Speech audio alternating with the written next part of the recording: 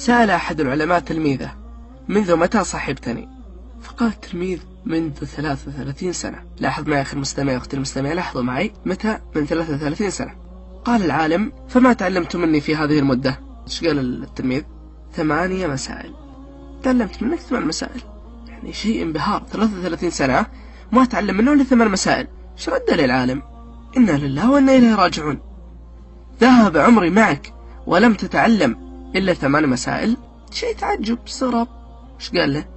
قال: لم أتعلم غيرها ولا أحب أن أكذب عليك. شوف الولد صادق، قال: ما أحب أكذب عليك. قال العالم: هات ما عندك لي أسمع. وش اللي عندك؟ وش ال8 مسائل اللي عرفتها مني؟ ركزوا معي. الأولى: إني نظرت إلى الخلق فرأيت كل واحد يتخذ صاحبا. اتفقنا على هذه؟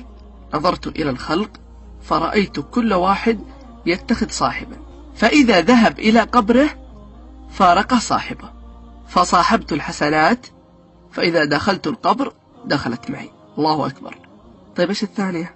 إني نظرت في قول الله تعالى: وأما من خاف مقام ربه ونهى النفس عن الهوى فإن الجنة هي المأوى. فأجهدت نفسي في دفع الهوى حتى استقرت على طاعة الله.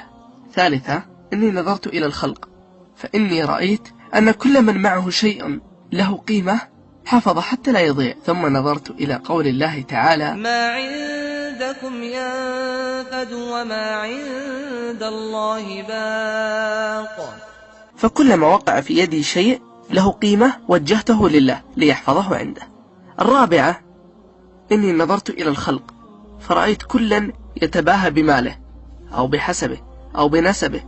ثم نظرت إلى قول الله تعالى: إن أكرمكم عند الله أتقاكم. فعملت في التقوى حتى أكون عند الله كريما. الخامسة يا تلميذ: إني نظرت إلى الخلق وهم يتحاسدون. اسمعوا يا من تحاسدون على نعيم الدنيا.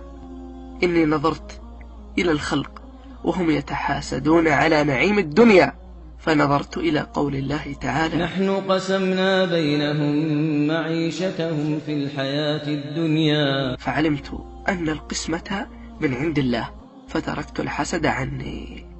السادسة: أني نظرت إلى الخلق يعادي بعضهم بعضا ويبغي بعضهم بعضا ويقاتل بعضهم بعضا. ونظرت إلى قول الله تعالى: إن الشيطان لكم عدو فاتخذوه عدوا. فتركت عداوة الخلق وتفرغت لعداوة الشيطان وحده. السابعة: إني نظرت إلى الخلق فرأيت كل واحد منهم يكابر نفسه ويذلها في طلب الرزق حتى أنه يدخل فيما لا يحل له. فنظرت إلى قول الله عز وجل: وما من دابة في الأرض إلا على الله رزقها. فعلمت أني واحد من هذه الدواب، فاشتغلت بمال الله علي وتركت مالي عنده. الثامنة والأخيرة: أني نظرت إلى الخلق فرأيت كل مخلوق منهم متوكلا على مخلوق مثله، هذا على ماله وهذا على ضيعته وهذا على مركزه. ونظرت إلى قول الله عز وجل: ومن يتوكل على الله فهو حسبه. فتركت التوكل على المخلوق واجتهدت في التوكل على الله الخالق.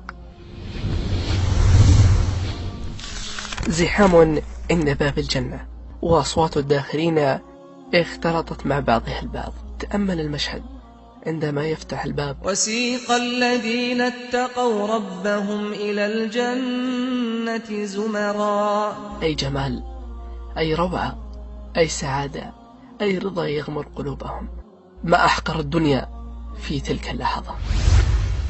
لا إله إلا الله، فما طابت الدنيا إلا بذكره وما طابت الآخرة إلا بعفوه. أسأل الله أن يجمعني بكم في الجنة ويجعلنا ممن قال فيهم: وجوه يومئذ مسفرة ضاحكة مستبشرة. وخير الصاحب من أحبك في الله وذكرك بالله وخوفك من غضب الله ورغبك بلقاء الله.